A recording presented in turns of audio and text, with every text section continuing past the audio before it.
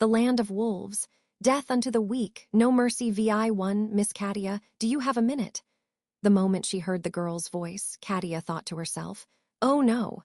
She may have thought that, but she couldn't do anything about the voice coming from behind. It would look bad if she ran away in a hurry, but more than that was the fact that her body wasn't capable of such a thing.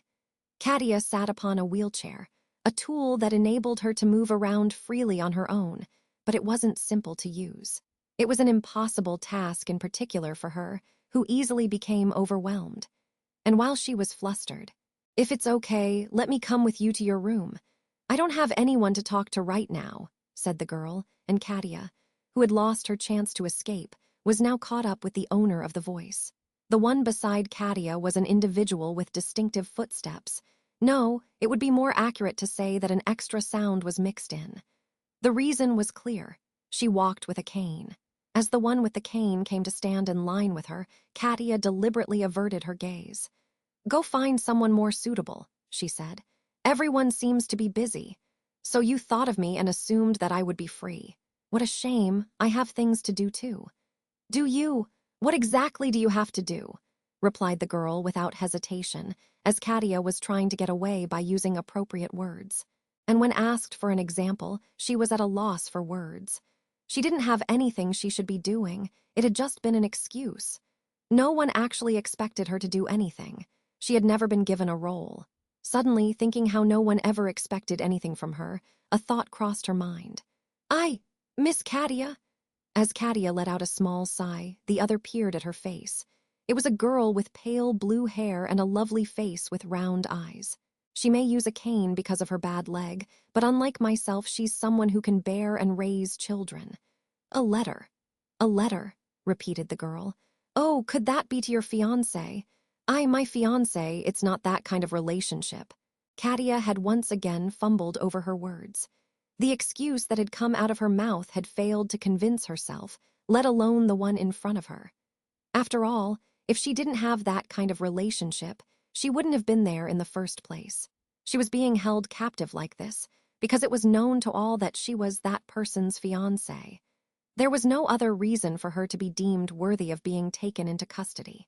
Nonetheless, even though she knew it was foolish, she still considered it a comfort that at least she was, in fact, wanted. Yes, I'm writing him a letter, responded Katia. So I don't have time to talk to you. I understand, said the girl. Let me give you a hand. Wah. I'm sure we'll come up with more ideas together than if you were to ponder on it all by yourself. If you're already a good writer, then maybe writing something different for a change would be a good idea.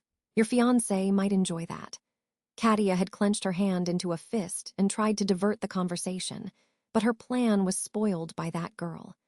Katia opened and closed her mouth several times because of how pushy she was, while the other tilted her head and said, You seem to be very eager, so let's go straight to your room. It's this way, right? Can't you see that I don't want to? I've learned to pretend that I don't see what is inconvenient to see. I've spent a long time around someone who acts all stubborn and stays unhinged. They lack basic human decency, don't they? Not all of their behaviors are respectable, but there are many I wish to imitate. Now that I'm no longer with them, it seems like a good time to do so. With this response, Katia pouted, and she had no choice but to give up. Moreover, she now had to write the letter that had been meant to be an excuse she made to escape. It seemed that her bad habit of strangling herself with her own words had now reached a climax. Miss Katia, I'm going in without your permission, all right? Who do you? Cane in hand, the girl took a large step and turned to give her name. I'm Rem. Her chest was somewhat puffed out, her back straight. Katia raised her eyebrows, feeling that her words carried a strange weight. In front of Katia, the girl, Rem, put a free hand upon her chest. And with that, continued, For the time being, I'll start by trusting that there are no doubts that that is who I am. Katia Orley was currently under house arrest in the mansion of the Imperial Prime Minister, Berstets Fondolfin. Once again, this was a situation that made her rack her brain to understand why. Katia Orley came from a non-outstanding, low-ranking noble family. With the next in line, her older brother, having passed away, she was the formal heir, with nothing more than the title of nobility to her name. In the Valetian way of thinking, which respects strength above all, Katia would be considered a piece of trash not even worthy of existence. Whereas, in terms of self-awareness, it was a feeling of alienation that she had felt since her brother was alive. No, even from the moment of her birth. Anyhow, it was no trivial matter that Katia, in these circumstances, was hidden away in the mansion of the Imperial Prime Minister. A situation that not even a high-ranking count would easily be able to find themselves in. But then, we are hostages, Katia began, and if we don't understand that, then we might get in trouble. I understand that, stated Rem, and yet you've been walking about the premises quite freely. As long as we don't try and escape, they said we can do as we please. Katia looked bitterly at Rem, who immediately betrayed her previous statement with her next words. Seeing the girl asserting her opinions so confidently made her feel uneasy, as though she was the one in the wrong for being anxious. Objectively speaking, the one who understood best about their hostage situation was Katia. So why should I be the one feeling inferior when it comes to hostageness? She thought. In the room she had been assigned, where every luxury had been arranged, so she would feel that nothing was missing. Katia was forced to turn to the desk to take responsibility for her words. She had a quill and letter paper in hand, which Rem observed closely from nearby. Wanting neither the former nor the latter, Katia found herself incredibly annoyed. "What do you normally write to your fiancé?" asked Rem. "I hardly ever write letters," Katia replied flatly. "Oh, really? Why did you decide to write this time then?" Rem intervened to help out, surprised that Katia was having a hard time deciding how to begin such a letter. In reality, Katia had rarely written letters herself. Even with a body like hers, she would sign a letter if necessary because of her status, but nothing more. To me, letters are something to be received. The sender had always been my brother Jamal, and these past 2 years, I only ever received them, so I thought I'd send one this time. I think that's really nice. What do? Katia was about to snap and ask what exactly she knew about such things, but she hesitated. The reason being Rem's expression as she stared at her. Even Katia, who scattered her hostility indiscriminately, was thrown off by the girl's soft, downcast eyes. It wasn't mockery or pity.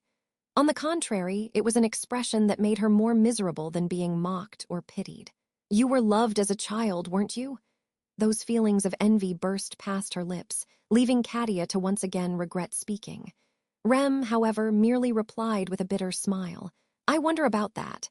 What a strange answer, thought Katia. "What do you mean, I wonder?" she asked. "The way you said it makes it seem like you're thinking of someone other than yourself. I lack a sense of self, and it feels like someone else's life, since I've only been alive for a month, so." "Huh!" Her response having been unexpected, she looked Rem from head to toe. "It's nonsense that shouldn't be taken seriously, but I really don't understand the point of the joke. It's a figure of speech. The truth is that I have no memories, whether it's about me or the things around me, I remember nothing. I built my current self up from the ground up. You have no memories. So just as you said, I have no idea whether or not there were people who cared for me. However, I do think I've been lucky enough to meet some good people this past month," she replied, and seemed to be counting on her fingers while thinking of the people who had met her empty self, and that she was lucky to have met them because of that. If she really were lucky, however, she wouldn't be here. Her situation was not so different from Katia's, being a sort of hostage. And if that was the case, then in keeping her there, Burstets should be able to keep the people close to her in check as well. "I can't understand what you're talking about. Are you saying it was by chance that the last encounter you had was bad? I think there are many kinds of fate, and to me, I think the worst encounter was the very first one." The very first one, if what she's saying is true, then does she mean her newly born state with no memory? Unwittingly, Katia, who had become engrossed in Rem's story, asked with her gaze what exactly that terrible encounter had been. In response to her gaze, Rem replied, "Well," and raised a finger to her lips. "When I came to, they were holding me in their arms and staring at me with tearful eyes, helpless, lonely eyes like those of a child. They weren't rough with you or anything like that. If anyone was rough, it was me. I smelled something I simply couldn't stand, so I strangled them." Katia was about to say, "How violent," but held back as she remembered her own outbursts. Out of frustration, She had thrown vases at her fiancé or even scratched him a number of times. It wasn't a particularly smooth way to build a relationship, but it was something she was known for. However, I shook them off once, but they caught up with me again and kept following me. And during that time, the stench persisted. It was suffocating. Following you around, that must have been tough. Yes, it was tough. I didn't remember anything.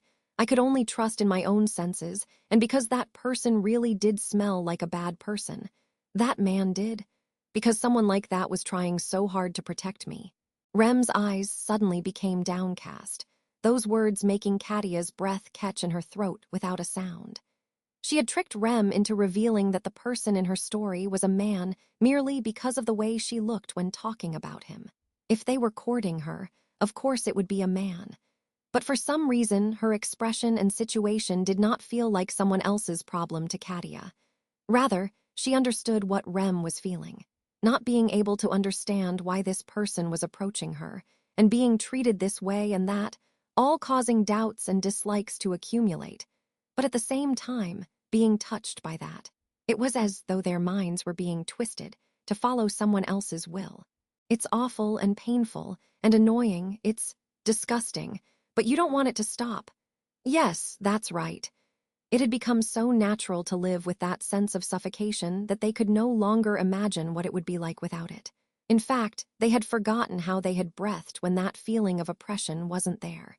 Even though she knew it was the life of a pitiful doll-like woman with nothing else to cling to. So you also have someone like that. Naturally, when you meddle in someone's affairs, they will equally meddle in your own. While Katia regretted having said unnecessary things, at the same time, she also thought this. Rem, who truly knows that suffering, will probably understand her own. For me, my fiancé is the man doing that to me. From the moment we first met, he was overfamiliar. He approached me of his own accord, and then, I don't understand why he chose me.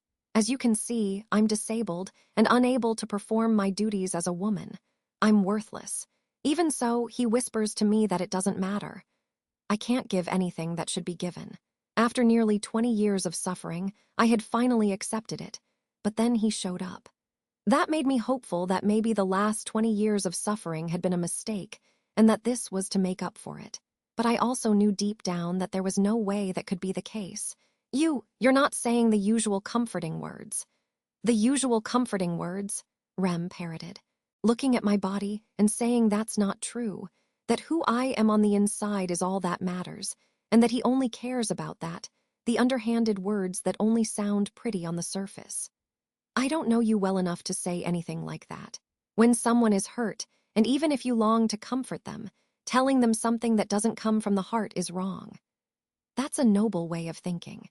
It sounded astonishingly different from the superficial words used by cowards that Katia hated, words which would only make themselves feel good about them comforting someone. So what are you going to write to your fiancé? After what we just spoke about, you're still trying to make me write it. You're right, well, shall we do this then? I'll also write a letter, just as you're doing to the person with the horrible stench. What's the point of that? It was offered as an exchange, but there was no actual reason for Katia to accept it. At Katia's puzzled expression, Rem thought for a moment, then said, There's no way for the letter to reach that person. But it would be a bit sad if no one read it, so it would be nice if you could. I understand even less. Why would I read a letter written to a person you hate? It's nonsense. I don't understand. I was hoping you, who are in a similar situation, would help me put my feelings into words, Rem admitted, sticking out her tongue a little, as Katia was trying to quickly respond to refuse the bargain. Katia widened her eyes and was thus convinced that she had grown up being loved by those around her.